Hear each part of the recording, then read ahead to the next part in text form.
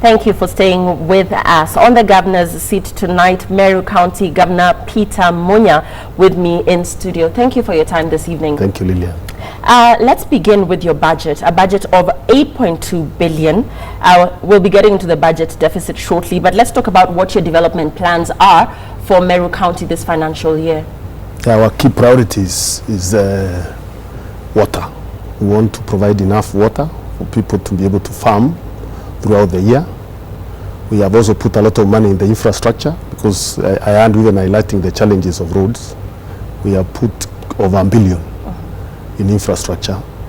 That is the other key priority. We also want to do a lot of infrastructure in our towns, our urban centers. We think our urban centers that can drive growth, economic growth in the counties. And we are focusing on our key towns to do infrastructure, to do sewerage, to put in garbage collection, to clean up the towns. Those are some of the key priorities that we are planning. We also want to do an industrial park for agro-processing, because Meru has an advantage in farming, and the farmers have been losing money because they sell their products raw. So we want to focus on agro-processing so that they can add value and the farmers can reap premiums from their crops. So those are our key highlights in the budget. Right. And the budget deficit of 1.9 billion, how did this come to be? Well, we were being ambitious in terms of plans, because we think, being a new county with many challenges, we thought having a good and big budget would not be a bad thing. And budget deficits are not new. Even the national government has a budget deficit. National government is only raising 900 billion. They have a budget of 1.6 trillion. So you can be sure they will have a big budget deficit, because they have to look for ways of raising 700 billion. So we were also ambitious in terms of trying to look for alternative sources of money to fill in the budget. And one way of doing it is, of course, borrowing. And we are allowed in the law to borrow. We have been talking to donors. We have also been talking to investors who can lend cheap money, affordable money, so that we can be able to do infrastructure. Right. So we think we can manage the deficit. And your budget, still on your budget, you had allocated about 400 million to cars. And your budget is one of those that the CRA had issue with. What amendments did you make to the same, and where did you now forward these monies? Indeed, the county assembly allocated money for vehicles and even for the allowances, totaling to around 400 million. We had advised them that they shouldn't do it because they are not been approved by the Salaries Commission. But they went ahead and said they will talk to the Salaries Commission to allow them.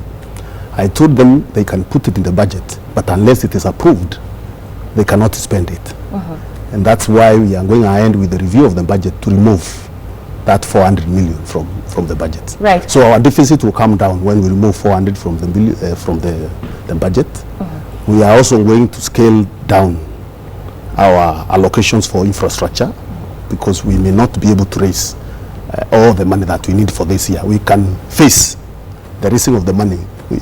So we will also bring down our budget for infrastructure, so by another maybe around 400 million. And your county assembly had boycotted over offices. What is the state of affairs right now in the relationship between you and your county? Boycotted. There was a misunderstanding between you and the county assembly. Some of the demands that they were raising. What is the state of affairs currently between you and the county assembly, and you meeting their demands? My county assembly has never boycotted. But there was a misunderstanding between you and your county assembly. There has not been any misunderstanding between my assembly. We have worked quite well, and the only issue is that issue of budget which arose. But because of the deadlines that were there, we agreed, we signed the budget the way it was and look at it later, because we have to beat the deadlines. Right.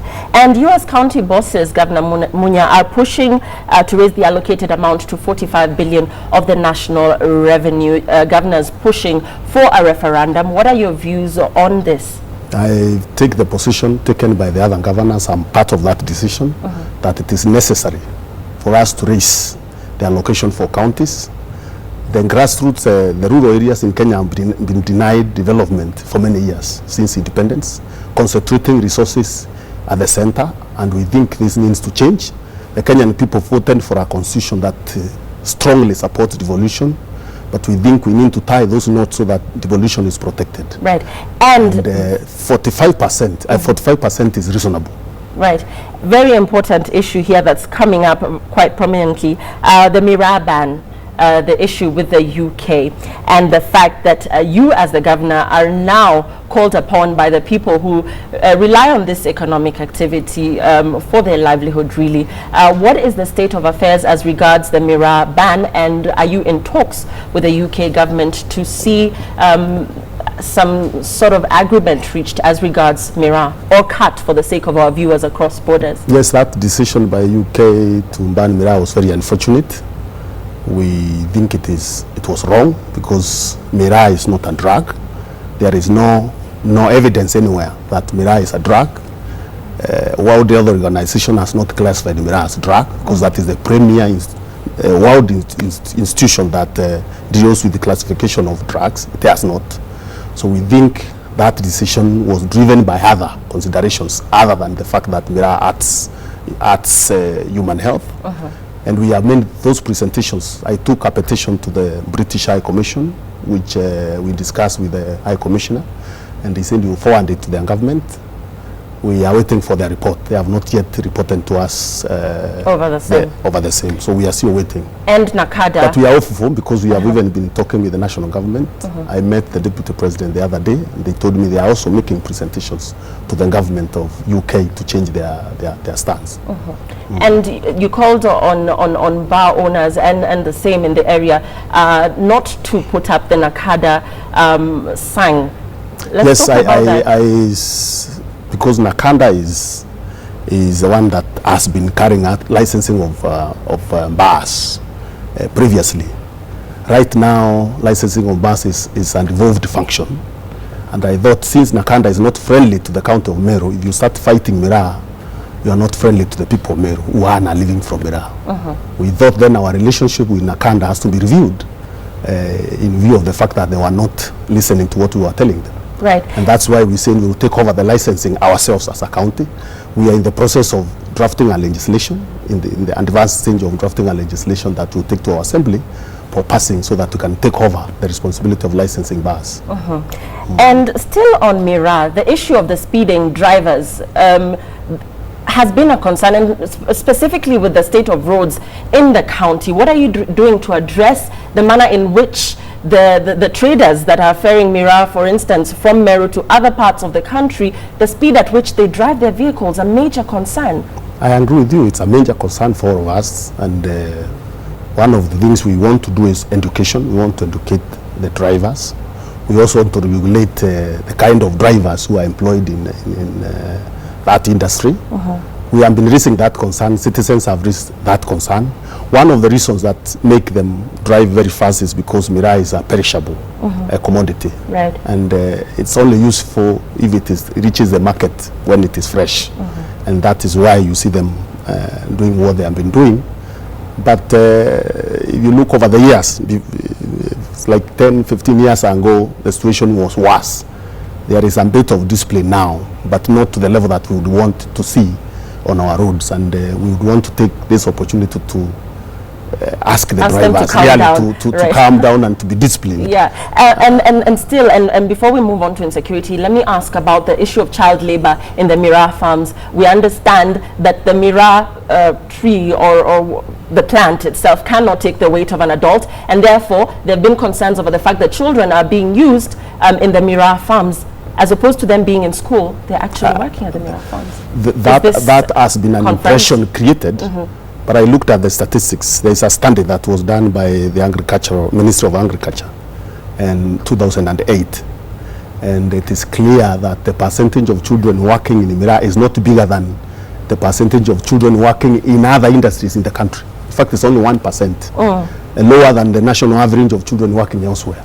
So it's an impression that is erroneous, that is created that in Miraa areas that children work more than adults in the industry. Statistics are very clear, and it's government statistics that that we rely on, that it is not true. Because there are children working, just like you see in the flower industry, there will be children working, and then where else you see some children working. And we are pressed for time, Governor Munya, but let's talk about insecurity briefly as we wind up. The muggings that have been cited in various parts of Meru County, and also cattle rustling now being reported because of, I suppose, proliferation of arms from neighboring counties. What are you doing to address there has been some concern, especially in Meru town, on insecurity, which we are addressing. We have been working with the police to deal with that menace. Something is already being done on the well-known criminals that are known to operate, and action is being taken on them. We have also been organizing on lighting up the town, because part of the muggings is people operating the dark corners of the town. The town is very vibrant even at night, so we light up the town so that when you are walking, even at night, you are safe and you can see whoever is walking around town. That's one of the strategies we are doing, and many other things that we are planning with the town management committee to clean up the town. And as we wind up, we are also working with Isiolo County and Tharaka County to deal with the inter-county security problems. We've already formed a committee with Tharaka. We also formed a regional governors forum.